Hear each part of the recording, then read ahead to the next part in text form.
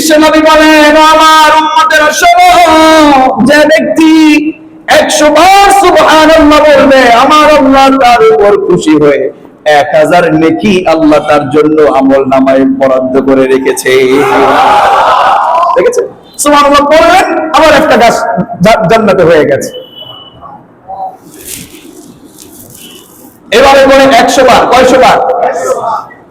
অন্য বর্ণনায় আবার কোন হাদিসের ভিতরে একটার ভিতরে দুইটা, যদিও 100 বার পড়লে 1000 নেকি আল্লাহ নাও লিখেন আপনার জন্য, 1000 গুনাহ আল্লাহ তাআলা আপনাকে মাফ করে দিবে।